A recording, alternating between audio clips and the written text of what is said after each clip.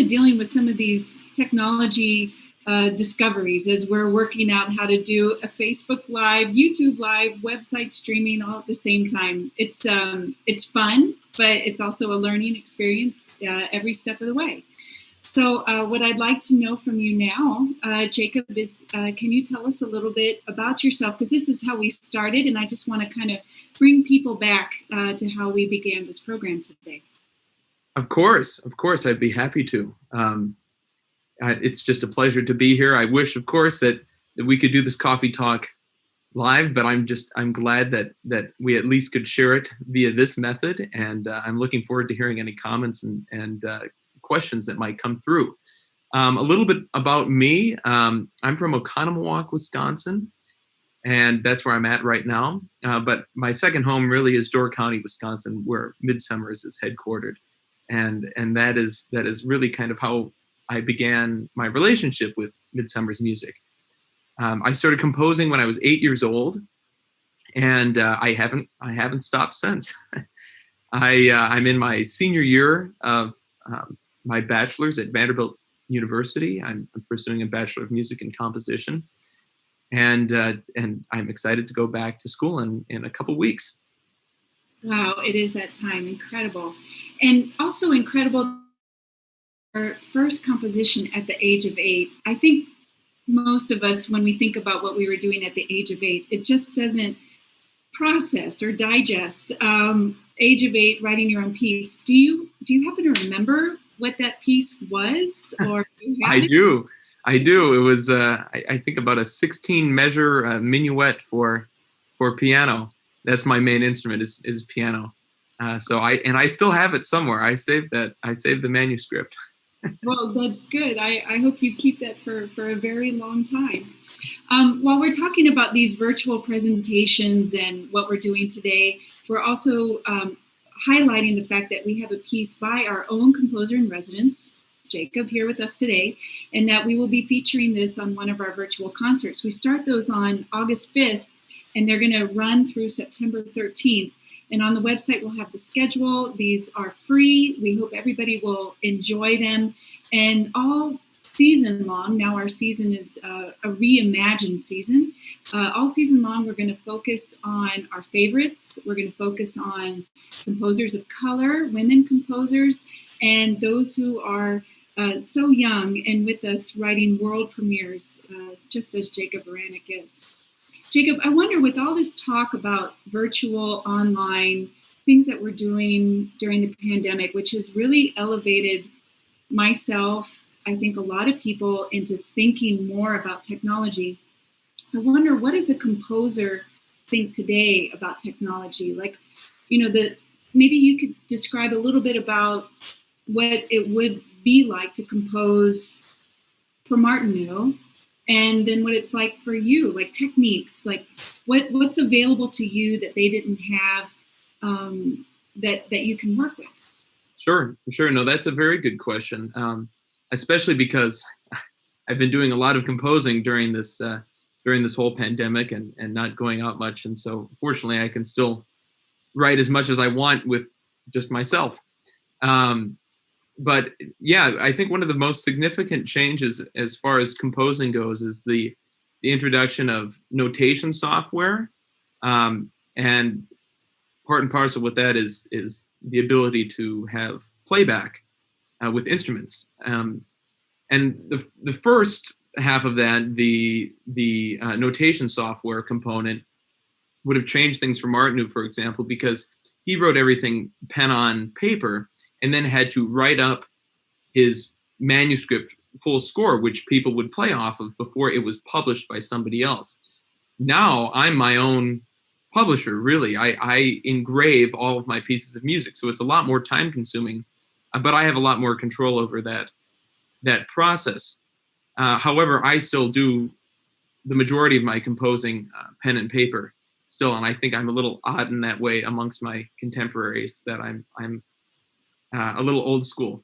But then, of course, that presentation where you had even the pictures and the images of how that hand to paper works. I think that's great. Right. Yes. Of course, the playback too, with with the computer, that's something Martinu didn't have, and I think he would kind of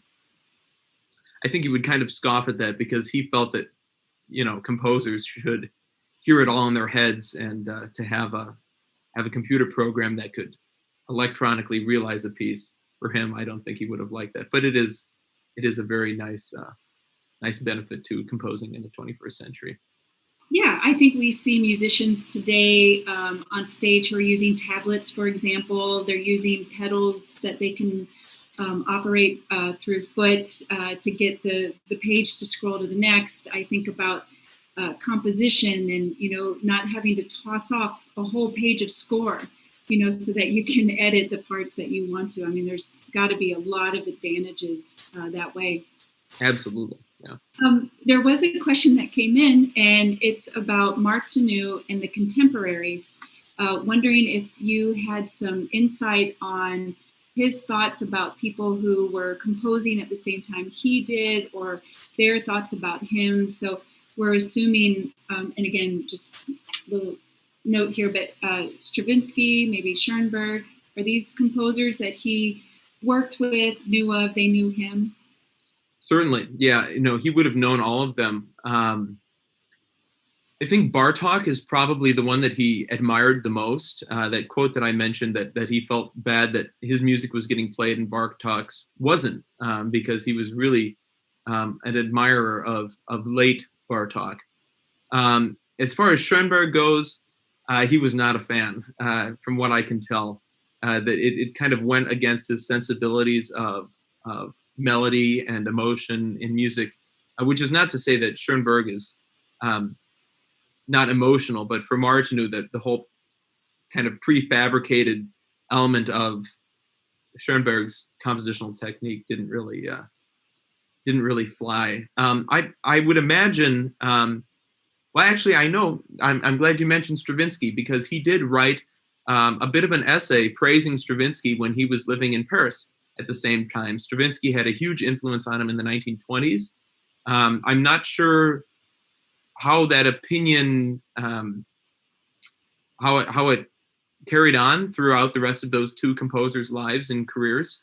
I'm sure they met, but I know he was definitely a fan in his youth. That's for sure. Oh, that's great. So I'm wondering if maybe in from the treetops, from the sky, when we talk about time periods in musical composition, let's say we do the Renaissance, the Baroque, the Classic, Romantic.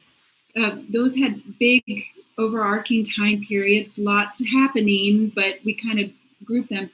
Since then, things have gotten more and more compact on how we identify. So I'm curious, how do you identify as far as your style? And maybe you could bring us from the Romantic into today. What's happening? Because there's so much happening, and it's a very big question. But maybe just like I said, from the sky kind of idea. Sure, absolutely. The question of style is one that I've thought about a lot, because I was really preoccupied with trying to sound modern for a while. But then it kind of dawned on me that that was hindering my own personal expression.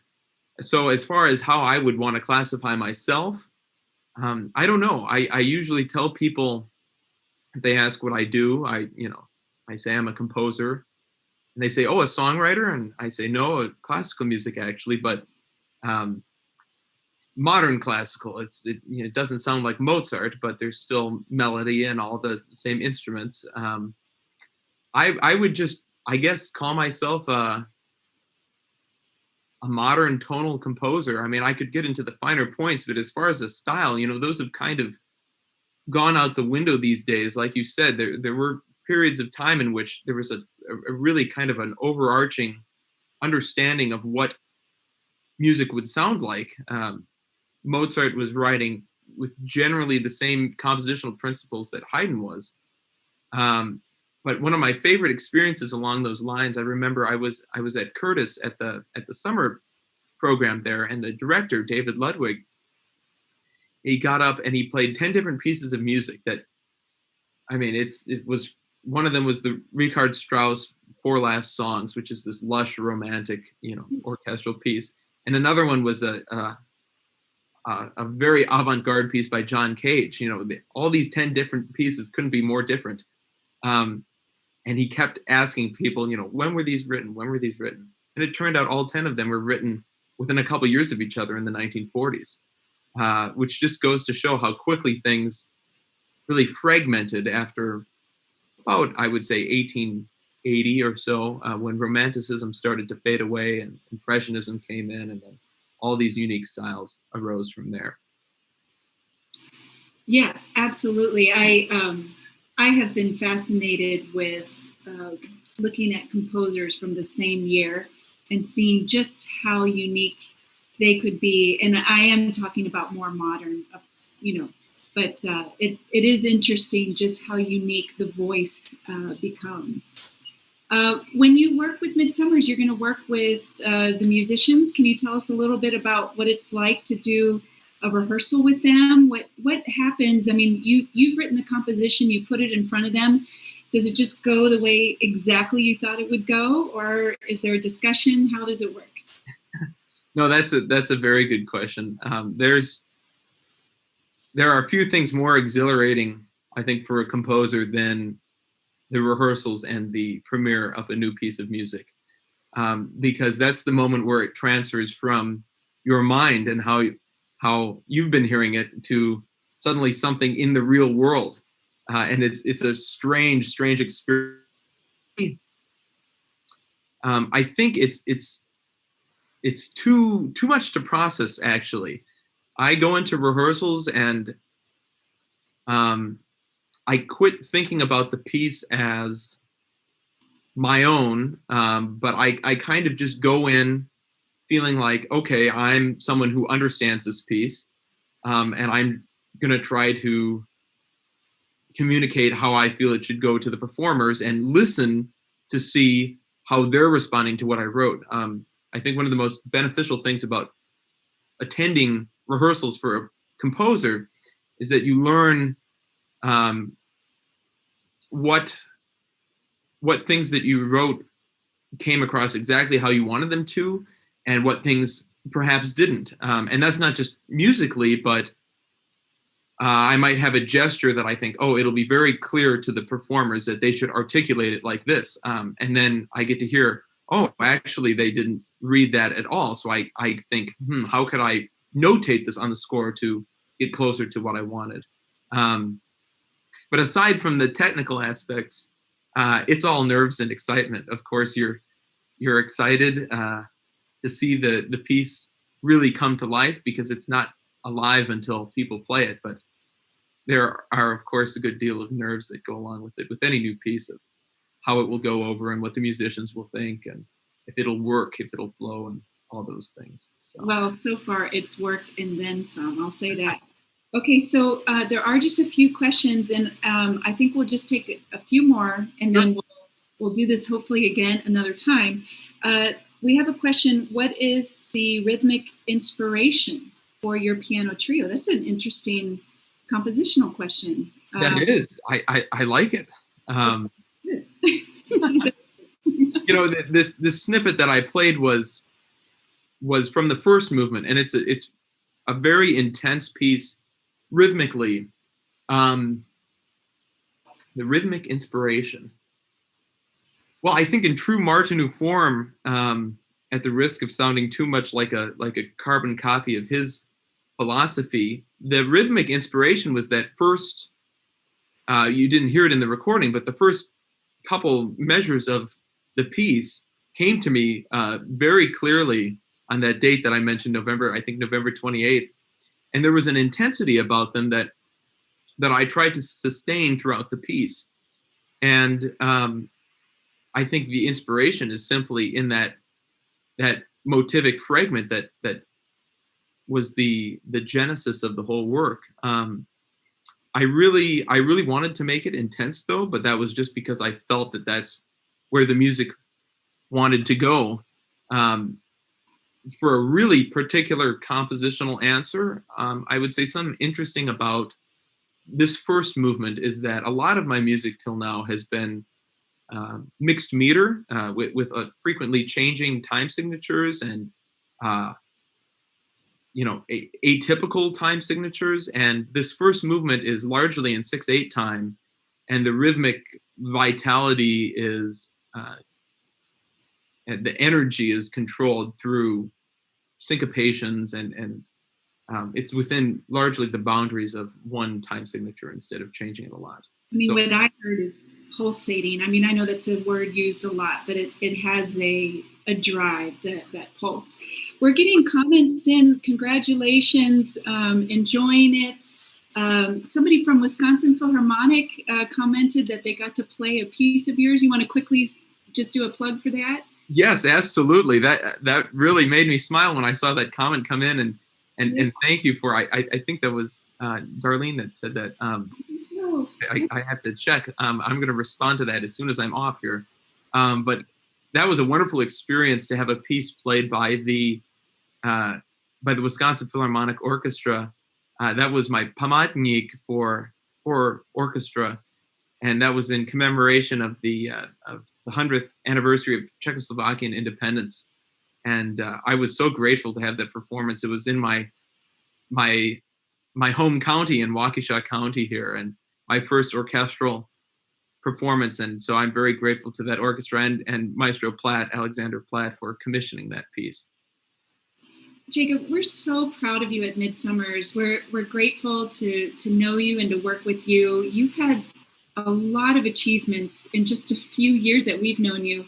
International performances, world premieres, doing so well in your own compositions, but then also while you're away at Vanderbilt. I mean, you've just had so much to offer. So thank you for sharing your insights on Martinu. That was very informative, and giving us that little teaser that I was hoping you would do for the piano trio. Right. And yeah, well, we'll say that there's a lot more for Midsummers to come this summer. Lots more concerts, lots more, hopefully, opportunities with you, Jacob, to do this kind of back and forth. It's been fun for me. I do have to say, it's part of my job that all of these events are free, and we hope that people will continue to subscribe, to like us, to follow us, and then if they're willing, to help us achieve our mission, which is to present these concerts this summer.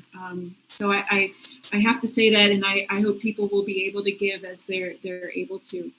Jacob, do you have any last comments for us as we're signing off here? Well, just a quick plug for the specific date of my premiere. I think it just came out today. At least that's when I saw it posted. So I believe I'm at liberty to announce it now.